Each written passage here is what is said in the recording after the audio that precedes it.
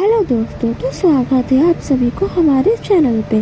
तो हमारे वीडियो को लाइक करें, शेयर करें, सब्सक्राइब करें और वीडियो में बने रहें। तो चलिए आज मैं बात करने वाली है जीवित पुत्रिका व्रत कथा के बारे में। पुत्रिका व्रत जो कि हर साल आश्विन मास के कृष्ण पक्ष की अष्टमी तिथि पर रखा जाता है। इस व्रत को धारण करने से संतान की आयु लंबी होती है। विशेषकर ये व्रत किया जाता है बिहार, झारखंड और उत्तर प्रदेश के कुछ हिस्सों में।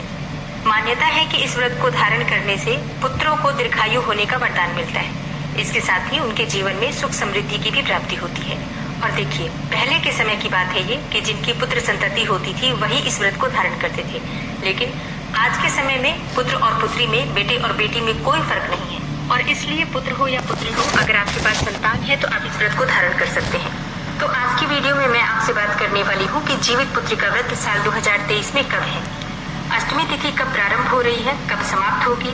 और इसके साथ ही जैसे कि ये व्रत होता है पूरे 3 दिनों का, नहाय खाए से लेकर और पारण तक जिस प्रकार से छठ किया जाता है, उसी प्रकार से जीवित पुत्रिका व्रत भी 3 दिनों का व्रत होता है। तो नहाय खाए कब करना है, पारण कब करना है, व्रत के नियम क्या होते हैं, नहाय खाए के दिन आपको किन बातों का ध्यान रखना है, भोजन में आपको क्या खाना है, मतलब किस किस नियम का पालन आपको इन 3 दिनों में करना है, नहाय खाए से लेकर पारण तक की संपूर्ण जानकारी मैं आपसे आज की वीडियो में शेयर करने वाली हूँ।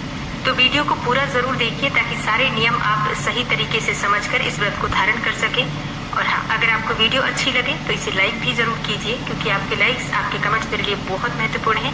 ये एकमात्र जरिया है जिनसे मुझे पता चलता है कि आपको ये वीडियो अच्छी लगती है और आपके लिए ये वीडियो उपयोगी है। तो अगर वीडियो अच्छी लगे तो लाइक तो जरूर ही किया करें।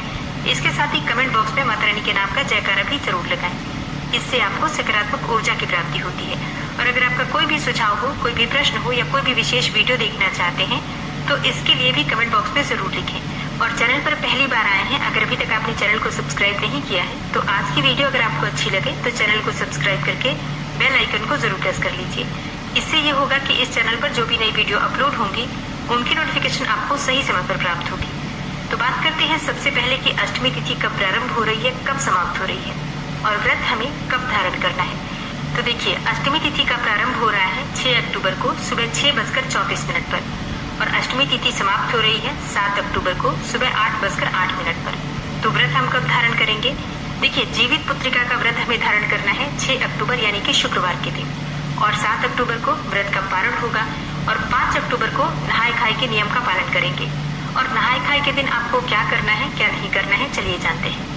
और हाँ, एक चीज पहले बता दूं आपको, ये जो मैं आपको नियम बताने जा रही हूँ ये मेरे यहाँ जिस प्रकार से होता है, मैं जिस प्रकार से करती हूँ वही मैं आपसे शेयर कर रही हूँ। क्षेत्र विशेष के आधार पर थोड़ी थोड़ी दूरी में थोड़ा बहुत नियम का अंतर हो जाता है।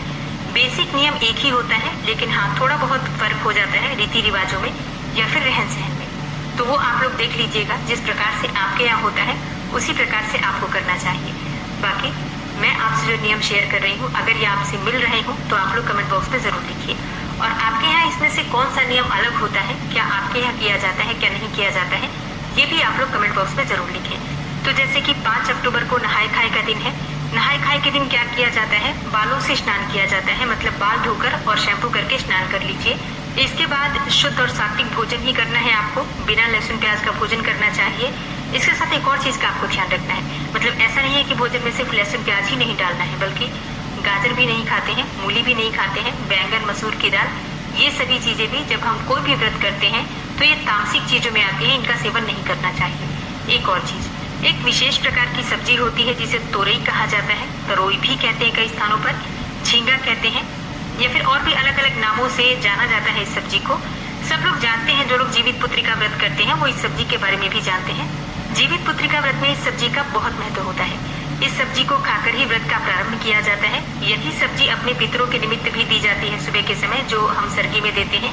और इसके साथ ही जब पारण करते हैं तो पारण वाले दिन भी तोरई की सब्जी का प्रयोग किया जाता है, खाने में भी, दान करने में भी। तो इसका प्रबंध आपको पहले से करना है। और ये चाहे पहले कितनी भी सस्ती मिलती हो, जिस दिन जीवित पुत्रिका व्रत होता है इस दिन ढूंढने से भी नहीं मिलती है, और मिलती भी है तो बहुत महंगी मिलती है। आप लोग प्रबंध करके पहले से रखिएगा। अब जैसे कि दिन में आपको शुद्ध और सात्विक भोजन ही लेना है, पानी की मात्रा बढ़ाइए, क्योंकि अगले दिन बिना पानी के निर्जल व्रत हमें धारण करना है। तो दिन में जितना हो सके अधिक से अधिक पानी पीजिए, फल इत्यादि लीजिए।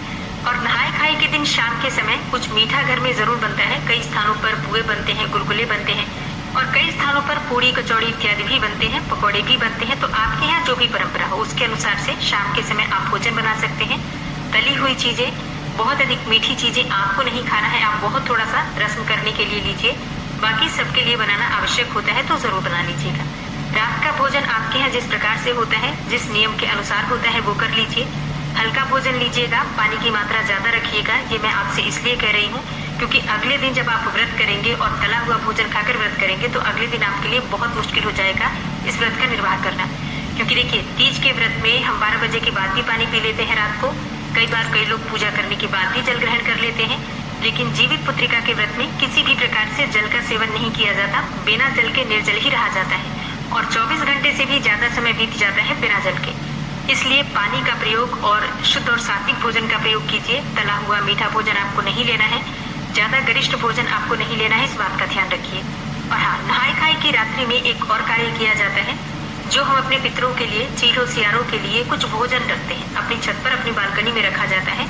इस भोजन में क्या रखा जाता है? देखिए, पूड़ियाँ बनती हैं जो कि बिल्कुल शुद्ध घी में बनाई जाती हैं, और सब्जी बनती है तोरई की। इसी सब्जी को बनाया जाता है बिना नमक के, शुद्ध घी में बनता है, बिना नमक की ये सब्जी बनती है। पूरी, सब्जी, दही, चूरा, चीनी और ये सभी चीजें रखी जाती है एक पत्ते पर, तोरई के पत्ते पर। तो अगर आपके पास तोरई के पत्ते मिल जाते हैं, बहुत अच्छी बात है। नहीं मिल पाते हैं तब क्या करें? तब आप केले के पत्ते का प्रयोग भी कर सकते हैं, या कोई भी और बड़ा पत्ता हो तो वो आप ले सकते हैं। दोना मिल जाए, जैसे कि जो प्रसाद वाला दोना होता है, आप उसका भी प्रयोग कर सकते हैं। देखिए, जैसी उपलब्धता हो उसके अनुसार नियम का पालन हमें करना होता है। अच्छा हाँ, ये जो भोजन मैंने आपको बताया, कई स्थानों पर सिर्फ पूरी सब्जी का ही प्रयोग किया जाता है, कई स्थानों पर दही चूड़ा भी रखते हैं, कई स्थानों पर ऐसा भी है कि मछली खाकर ये व्रत किया जाता है और मछली ही इस प्रकार से भोजन में भी दिया जाता है। तो आपके यहाँ की जिस प्रकार से परंपरा हो आप उस प्रकार से कर सकते हैं।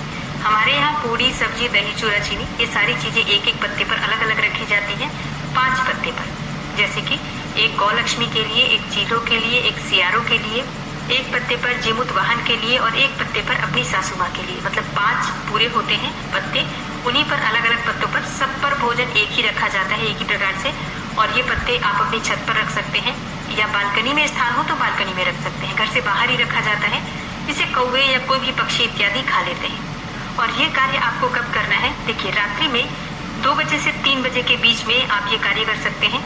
अब जैसे कि कई स्थानों पर रात के समय ही बनाकर रख लिया जाता है, फिर सुबह दे देते हैं। हमारे यहाँ सुबह ही बनता है, सुबह मतलब 2 बजे उठकर नहाकर और उसी समय बनाया जाता है, फिर ठंडा करके और तब दे दिया जाता है। तो जिस प्रकार से आपके यहाँ नियम होता है आप उस प्रकार से कर सकते हैं। और फिर चीलों सियारों के लिए भोजन निकालने के बाद आप स्वयं भी सर्गी खाते हैं। तो आपके यहाँ जिस प्रकार से खाने का नियम है, बहुत से स्थानों पर दही चूड़ा खाया जाता है, बहुत से स्थानों पर पूरी सब्जी इत्यादि जो बनी होती है उसमें से भी खाते हैं प्रसाद स्वरूप में।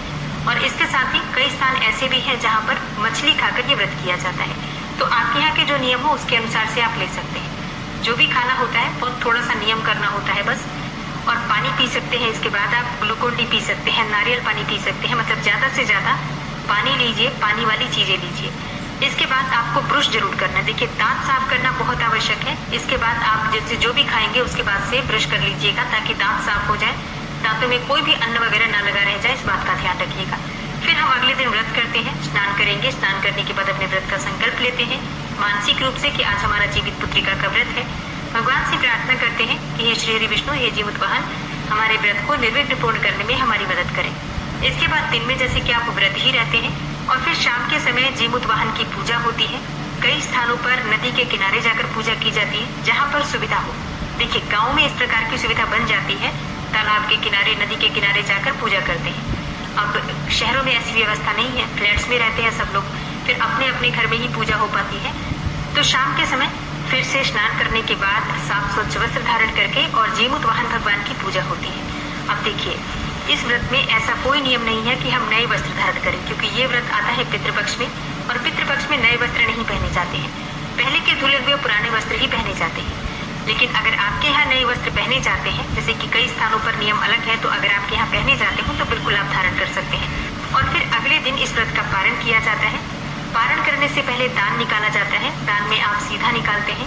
जो सब्जी है तरोई की, वो सब्जी का भी दान किया जाता है। बाकी आटा, दाल, चावल, सब्जियां, अचार, मिर्ची जो भी आप दान करना चाहते हैं, सारी चीजें दान की जाती हैं। वस्त्र इत्यादि भी दान किए जाते हैं। इसके साथ ही दक्षिणा रखा जाता है। फिर उसके बाद कुछ नियम होते हैं, जिन नियमों का पालन करने के बाद जल पीकर फिर हम अपना व्रत खोलते हैं। अच्छा, ये नियम भी सबके यहाँ अलग अलग होते हैं। आने वाली वीडियो में मैं आपसे शेयर करूंगी कि पारण वाले दिन हमें क्या करना चाहिए। तो इस प्रकार से 5 अक्टूबर से ये व्रत प्रारंभ होगा और 7 अक्टूबर को पारण के साथ ये व्रत समाप्त होगा। 3 दिनों का ये व्रत होता है। नियम पूर्वक ये व्रत किया जाता है। पितरों के निमित्त ही एक तरीके से ये व्रत होता है, क्योंकि ये पितृपक्ष में आता है और संतानवती महिलाओं के लिए ये व्रत बहुत महत्वपूर्ण होता है। तो उम्मीद करती हूँ आज की ये जानकारी आपके लिए अवश्य उपयोगी होगी। और हाँ, बहुत से लोगों के प्रश्न आ रहे हैं कि क्या जीवित पुत्रिका का व्रत हम पहली बार शुरू कर सकते हैं। देखिए, इस साल लगा है अधिक मास। अधिक मास के बाद कोई भी नया व्रत शुरू नहीं करना चाहिए, जैसा कि नियम है उसके अनुसार मैं आपको बता रही हूँ। लेकिन अगर आपके यहाँ अधिक मास को नहीं मानते हैं, व्रत कर लेते हैं, तो बिल्कुल आप अपने परिवार में पूछकर, मतलब सासू माँ से पूछकर, अपने परिवार में पूछकर उसके बाद से चाहे तो शुरू कर सकते हैं। जितना मुझे पता है, मेरे यहाँ जिस प्रकार से होता है, अधिक मास के बाद कोई भी नया व्रत जैसे कि तीज या फिर जीवित पुत्रिका व्रत इस साल नहीं किया जाएगा। तो दोस्तों, ये है आज की वीडियो। उम्मीद करती हूँ आपके लिए उपयोगी होगी। जीवित पुत्रिका व्रत से संबंधित और भी वीडियो बहुत सी आने वाली है। बहुत से प्रश्न हैं आप लोगों के, सभी प्रश्नों पर वीडियो बनेगी। तो कमेंट बॉक्स में जरूर लिखिए आपके अपने प्रश्न। उसके अनुसार से आपके प्रश्नों के उत्तर आपको हर वीडियो में मिलेंगे। मिलती हूँ मैं आपसे अगली वीडियो में। तब तक के लिए नमस्कार।